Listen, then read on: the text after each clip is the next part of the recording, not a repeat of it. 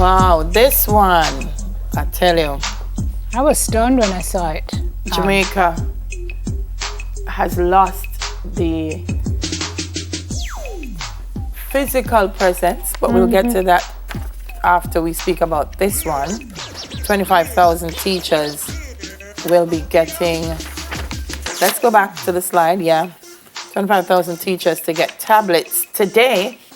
Favor Williams, in discussion with USF, the Universal Service Fund, and the Ministry of Education, Youth and Information, says that during a presentation of $700 million to e-learning Jamaica by the USF for the procurement of tablet computers under the Tablet for Teachers program, that they should be getting 25,000 today. $700 million. Wow, for the procurement of tablet computers. Okay. So the tablet computers, is that a thing? I think it's a tablet. Okay, so the tablets are going to be for personal use as well as to assist the educators in delivering content and lessons in a virtual environment, especially since COVID has transformed the teaching, learning atmosphere.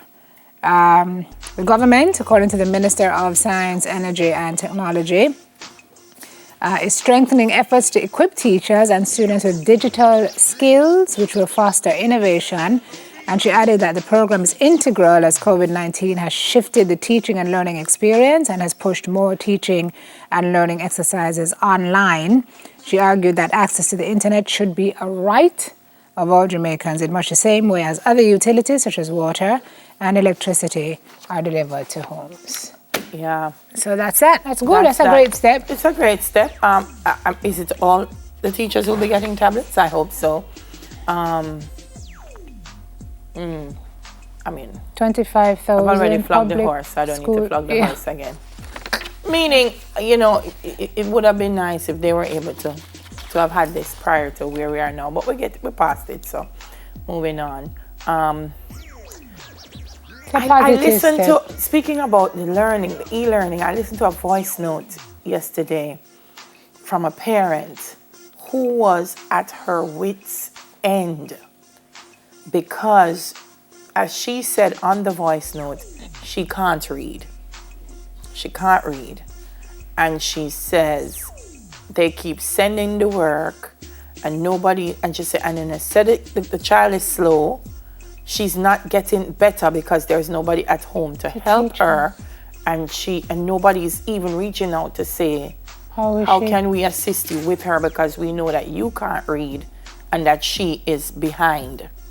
And she was saying, look, I'm going down to the ministry because every morning I get the 50 things coming that is work to be done and none of us can do it.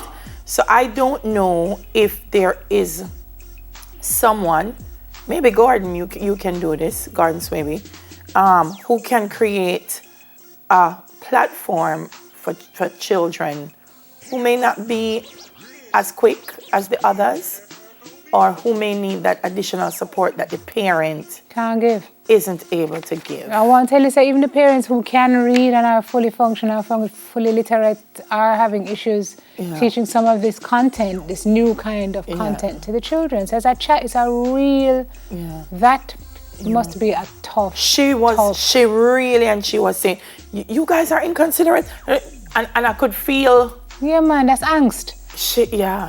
And part of the angst was, I can't read, and now here comes my child, and we need somebody to help with. So I don't know if anyone can create some kind of platform or some kind of thing for her to assist, not just her, but there are going to be a lot of children who will need the help. Maybe over the summer holidays when and that's one voice that she got, but she is representative of many whole heap of people. Many. She represents some who won't say it because they'd be embarrassed to say, I can't read. So just them and the child at home doing nothing. So if there is a way that someone can create some kind of avenue for children like that to be assisted, I would be grateful.